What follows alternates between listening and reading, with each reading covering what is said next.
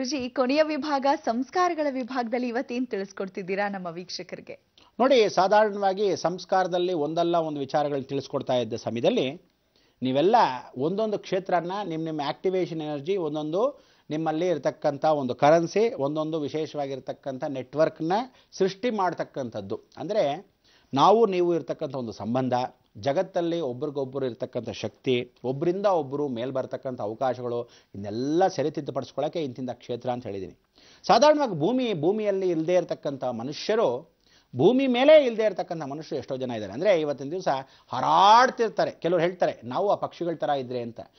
ಭೂಮಿ ಮೇಲೆ ನಿಂತ್ಕೊಳ್ಳಲ್ಲ, ದುರಹಂಕಾರದಿಂದ ಮೆರಿತಾ ಹಾರಾಡ್ತಾ ಇರ್ತಾರೆ. ಯಾವಾಗ ಬೀಳ್ತಾರೋ ಗೊತ್ತಿಲ್ಲ. ಸ್ವಾಪ ಬೇರೆ ಪಕ್ಷಿಗಳಿಗೆಲ್ಲ ತೊಂದರೆ ಆಗ್ಬಿಡೋದು.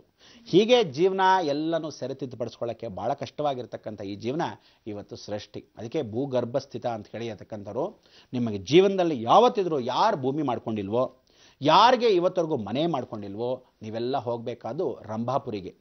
ಪೌರ್ಣಿಮೆ ದಿವಸ ಅಲ್ಲಿ ಹೋಗಿ ಗುರು ವಂದನೆಯನ್ನು ಮಾಡಿಕೊಂಡು ಚಂಡಿ ಹೋಮದಲ್ಲಿ ಭಾಗವಹಿಸಿ ಅಮ್ಮನವರಿಗೆ ಮಡ್ಲಕ್ಕಿ ತುಂಬಿ ವಿಶೇಷವಾಗಿರ್ತಕ್ಕಂಥ ದಿನಗಳಲ್ಲಿ ಹೋದಾಗ ಭೂ ಪ್ರಾಪ್ತಿಯಾಗುತ್ತೆ. ಅದಕ್ಕೆ ಭೂಗುಣವನ್ನು ಸದ್ಯೋಜಾತನಾಗಿರ್ತಕ್ಕಂಥ ಜಗದ್ಗುರು ರೇಣುಕಾಚಾರ್ಯರ ಅವತಾರ ಅಪರಾವತಾರವನ್ನು ರೇವಣ ಸಿದ್ಧ ಅಂತ ಹೇಳಿ ತಗೊಂಡಿದ್ದಾಗ ಶಂಕರಾಚಾರ್ಯರೇ ಸ್ವತಃ ಹೋಗಿ ಚಂದ್ರಮೌಳೇಶ್ವರನ ಇಟ್ಕೊಂಡ್ಬಂದಿರತಕ್ಕಂಥ ಇಂಥ ಒಂದು ನಾಡು ರಂಭಾಪುರಿ, ಬಾಳೆಹಳ್ಳಿಯ ಪೀಠ ರಂಭಾಪುರಿ. ಅದಕ್ಕೆ ಇಂಥ ಹುಣ್ಣಿನ ನಾಡಕ್ಕೆ ನಾವು ಹೋಗಬೇಕಾದ್ರೆ ನಿಮಗೆಲ್ಲರಿಗೂ ಹೇಳಿರ್ತಕ್ಕಂಥ ವಿಶೇಷ, ಅಮಾವಾಸ್ಯದಲ್ಲಿ ಕುಪ್ಪೂರ ಕ್ಷೇತ್ರಕ್ಕೆ ಹೋಗಿ, ಸೃಷ್ಟಿ ದಿವಸದಲ್ಲಿ ನಾಗದೋಷಕ್ಕೆ ಪರಿಹಾರ ಮಾಡ್ಕೊಳ್ಳೋಕ್ಕೆ ಕುಪ್ಪೂರಿಗೆ ಹೋಗಿ, ವಿಶೇಷವಾಗಿ ಅವಧೈಗಳನ್ನು ಪರಿವರ್ತನೆ ಮಾಡ್ಕೊಳ್ಳೋಕ್ಕೆ ಪೌರ್ಣಿಮೆ ದಿವಸ ರಂಭಾಪುರಿಗೆ ಹೋಗಿ, ಯಡಿಯೂರಲ್ಲಿ ವೀರಭದ್ರಸ್ವಾಮಿನ ದರ್ಶನ ಮಾಡ್ಕೊಳ್ಳಿ, ಧೈರ್ಯ ಸಾಹಸೆ ಲಕ್ಷ್ಮಿ ಶತ್ರು ಭಯದಿಂದ ವಿಮೋಚನೆಗೆ ಯಡಿಯೂರಿಗೆ ಹೋಗಿ. ಅಂದರೆ ಇದೆಲ್ಲ ಸಾಕ್ಷಾತ್ಕಾರ ಇಂತಿಂಥ ಕ್ಷೇತ್ರ ಅಂತ ಕ್ಷೇತ್ರ ಜ್ಞಾಪಕ ಇಟ್ಕೋಬೇಕು.